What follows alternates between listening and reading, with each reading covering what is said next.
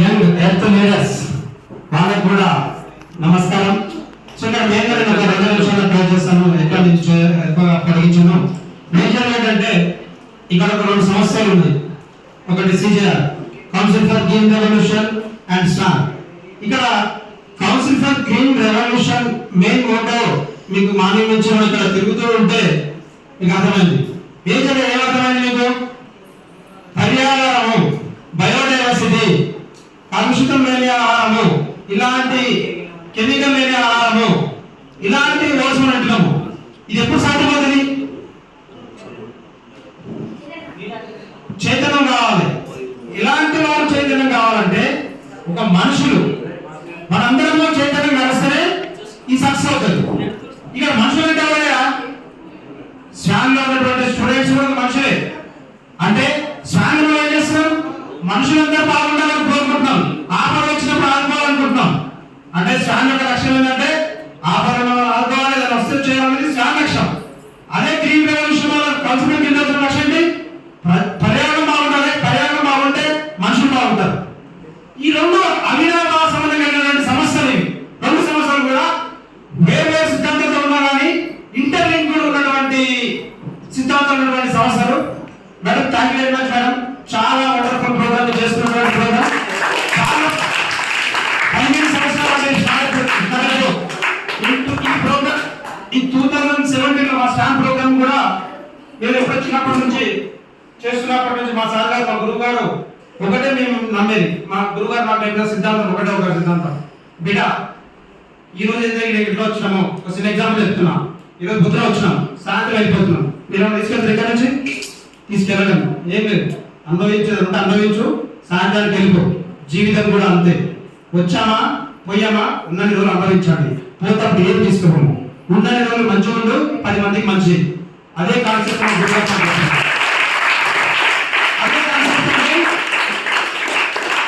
ఏదో పెద్ద జ్ఞానం కాదు. మీరు సంపాదించుకున్న సంపాదనే కావచ్చు, మనీ రూపాయలు కావచ్చు, బాధ్యత రూపాయలు కావచ్చు, ఏదో ఒకటిలో 24/7 24 గంటలు ఎవరికి ఉన్నాయి? సాధారణ అర్థమని చెప్పట్లేదు. అలాగే నీ సంపాదించిన లక్షల రూపాయలు కష్టపడలేదు.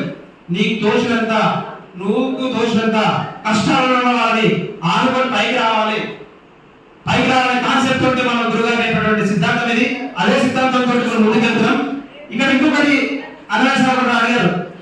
రోజు నీ చెత్త కలెక్ట్ చేసుకునే పర్సన్ పేరు గుర్తున్నా ఒక క్వశ్చన్ అడిగినప్పుడు ఆ చేయలేకపోయినప్పుడు ఒకరున్నా. అది ఎందుకు అంటే నేను ఒక హైదరాబాద్ లో నేను కాలనీలో ఉంటా. ఆ కాలనీకి నేను జనరల్ సెక్రటరీ. ప్రధానంగా మేడం పొద్దున్న నుంచి ఇప్పుడు సార్ మాట్లాడుతుంటే శానిటైజేషన్ ఇవన్నీ మాట్లాడుతున్నప్పుడు నాకు కరెక్ట్ అవుతుంది. అంటే డే టు డే నా సాఫ్ట్వేర్ ఎంప్లాయీ, ఒక టీమ్ లీడర్ ఒక కంపెనీలో ఆ వర్క్ తో పాటు నేను ఒక జనరల్ సెక్రటరీగా ఉన్నప్పుడు నాకు వచ్చే ప్రధానమైన అంశాలు ఏంటంటే, సార్ ఇక్కడ డ్రైనేజ్ లేదు సార్, ఇక్కడ చెత్త ఈ 2 రోజులు చెత్త రావట్లేదు సార్, లైట్లు రావట్లేదు సార్, పాలు ఉన్నాయి సార్, ఈ చెత్త క్లీన్ చేయించాలి సార్. మన పర్యావరణానికి సంబంధించిన క్వశ్చన్లు అంశాలు ప్రతి రోజు నాకు వస్తాయి. అందుకనే చెత్త తెలుసు, లైట్లు తెలుసు, నాకు డ్రైనేజ్ తెలుసు, ప్రతి ఒక్కరు తెలుసు. అందుకని ప్రతి ఒక్కరిని కూడా ఎవరైతే మీరు పర్యావరణం కోసము చెత్త అంటే చెత్త తీసుకోవాలో మనం కాదు, పర్యావరణాన్ని పరిరక్షించే మొదటి సైనికులు. సో అట్లాంటి వాళ్ళ పేర్లు అక్కడ ఉంటాయి. ఇంకోటి నాకు ఫోన్ చేయకండి, నేను రాసి పెట్టా. ఈయన ఎవరిని ఫోన్ చేయదు, ప్రతి ఒక్కరు సైనికుడే. పర్యావరణ రక్షించడంలో నువ్వు కూడా ఒక సైనికుడే. ఏదో నాకు జనరల్ సెక్రటరీ కానీ నాకు ఫోన్ చేతులు ఈ నెంబర్ గ్రూప్ లో పెడుతున్నా, నేను పిన్ చేసిన. నీకు ఏది ఉంటే డ్రైనేజ్ చెప్పాలంటే డ్రైనేజ్ ఫోన్ చేయి, చెత్త ఫోన్ చేయి, నాకు చేయదు ఫోన్. ఎందుకంటే ప్రతి ఒక్కడిగా బాధ్యుడే.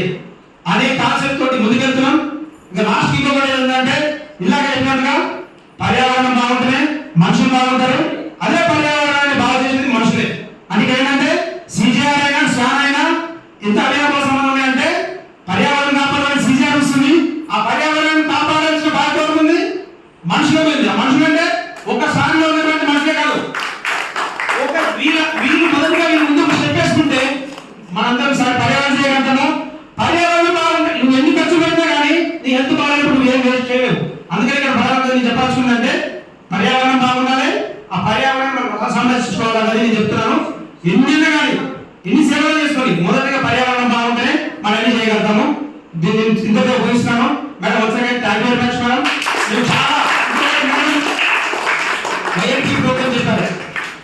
యంగ్ ఎర్త్ రిలేటెడ్ ప్రోగ్రామ్ అనేది డెఫినెట్ గా మన నల్గొండ డిస్ట్రిక్ట్ లో పైలట్ ఇప్పుడు నెక్స్ట్ రన్ చేస్తున్నారు కాబట్టి మన స్కూల్ ని దాని పైలట్ ప్రోగ్రామ్ గా తీసుకుందాం, ముందుకెళ్దాం.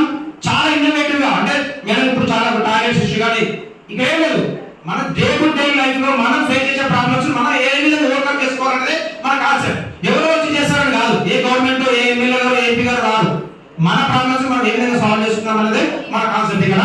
అది పర్యావరణ రిలేటెడ్ గా ఉండాలనేది మన ఇంపార్టెంట్ అనమాట. Thank you very much madam once again.